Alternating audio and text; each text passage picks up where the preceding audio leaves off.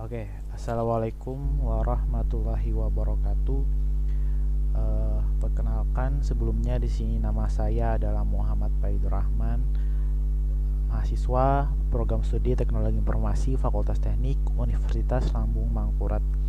Jadi pada kesempatan ini saya akan menjelaskan uh, profil seorang wirausaha, entah itu profilnya maupun sikap yang ada pada dirinya. Intinya menjelaskan mengenai pribadi wirausaha tersebut. Jadi kami diberi tugas sebelumnya untuk memilih salah satu dari banyak wirausaha sukses untuk dijadikan tugas ini.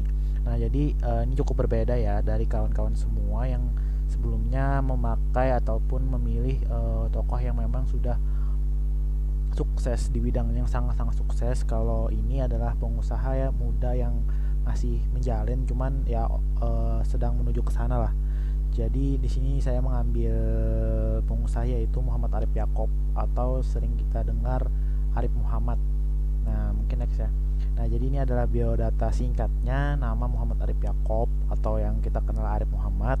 Terus tempat tanggal lahir di Batam 26 Oktober 1990.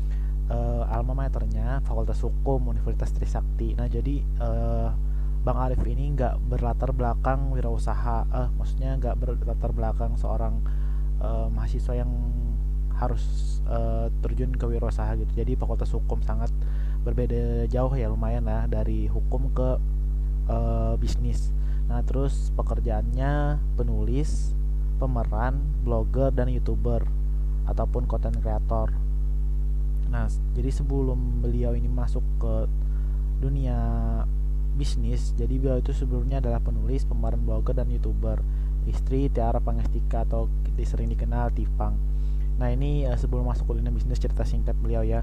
Semua bermula itu ketika Bang Arif ini menjadi salah satu mahasiswa Fakultas Hukum, dan ketika ada seminar, Bang Arif ini selalu stres ya karena pembicaranya selalu bilang ikuti passionmu, dan kenyataannya teman-teman beliau sudah pada tahu passionnya apa, sedangkan dia doang yang masih ngawang-ngawang tuh. Nah, jadi singkat cerita ya, di tahun 2009 dirinya mulai menjadi konten kreator di sosial media Twitter yang saat ini sedang hype di kalangan anak muda, yang ya sedang hype lah. Lalu ia mulai menulis sebuah buku berjudul Pocong, juga yang akhirnya terbit pada bulan Juni 2011. Buku tersebut akhirnya diangkat ke layar lebar oleh salah satu production house ternama di Indonesia yaitu Maxima Pictures. Nah, jadi Bang Arif ini pernah jadi konten kreator yang sangat-sangat terkenal di Twitter dengan username Pocong. Jadi beliau sebelumnya nggak mengasih tahu bahwa itu kayak nggak mempublis bahwa dirinya itu padahal Arif Muhammad, cuman menggunakan username Pocong itu. Orang-orang banyak nggak tahu tuh sebelumnya bahwa di balik Pocong itu adalah Arif Muhammad, username-nya ya Pocong. Nah, awalnya tidak ada satupun orang yang mengetahui identitas di balik akun Pocong tersebut. Pada September 2011, identitas Pocong yang notabene adalah Arif Muhammad dibongkar oleh orang yang sampai sekarang tidak ketahuan identitasnya. Nah, Pocong dianggap sebagai salah satu akun Twitter fenomenal di Indonesia karena ya banyak banget tuh followersnya. Tak jarang kicauannya menjadi trending topik global Indonesia maupun ya di pertwitteran lah. Nah, jadi pada 2014 takdir berkata lain. Pengguna Twitter mengalami penurunan cukup pesat. Hal ini awalnya membuat Arif bingung ingin melakukan apa. Jawabannya pun ia dapatkan ketika dalam kondisi kepepet akibat keuangan yang mulai menurun, yaitu dengan berjualan. Nah, jadi 2014 itu Twitter ini sempat turun gitu. Gak bisa memenuhi kebutuhan Arif Muhammad karena ya ketika waktu berjalan kebutuhan kita makin banyak dan makin mengharuskan lah. Dia bahkan udah mau tuh ke arah jualan pulsa. Jadi ketika itu ada kenalan jualan pulsa di daerahnya. Saking putus asanya Bang Arif saat itu dia akhirnya memutuskan naik kereta api ke Kebumen buat belajar bagaimana sih jualan pulsa itu. Nah, habis dari situ dia pergi ke Yogyakarta. Nah, inilah awalnya nih makan di salah satu tempat angkringan. Terus tiba-tiba dia kepikiran bahwa bakal senang jualan di pinggir jalan. Nah, jadi awalnya itu beliau sebenarnya pengen jualan pulsa, cuman karena mampir dulu nih ke pinggir jalan ke sebuah angkringan, baru kepikir bahwa asik juga nih, kata beliau bahwasanya kalau jualan di pinggir jalan gitu. Nah, jadi ya nemu idenya tuh waktu beliau singgah ke sebuah angkringan. Tanpa ragu, Bang Arif ini memutuskan untuk membuka sebuah gerobak sate pinggir jalan dengan modal yang ia punya waktu itu, sekitar 3.600.000. Tanpa diikuti rasa malu, dirinya pun menjalani usahanya tersebut dengan menggunakan strategi yang tepat. 1 tahun berjalannya usahanya, kini Arif sudah mempunyai 100 cabang di seluruh Indonesia. Nah, jadi ya itulah ceritanya, awal banget nih, uh, cerita bisnis sang Arif Muhammad. Nah, ini merupakan profil atau sikap Arif: kreatif dan inovatif, konsisten, leadership, dan kerja keras. Yang pertama itu konsisten, ini saya ambil karena ya mau bagaimanapun gak ada hal yang pasti ya ketika seseorang mau berjualan di pinggir jalan gitu. Jadi beliau masih konsisten terus sampai akhirnya mempunyai 100 cabang. Terus kreatif dan inovatif. Nah, inovatif dan kreatif ini saya ambil karena harus jualan sate pun sebenarnya harus punya ide kreatif maupun inovatif ya.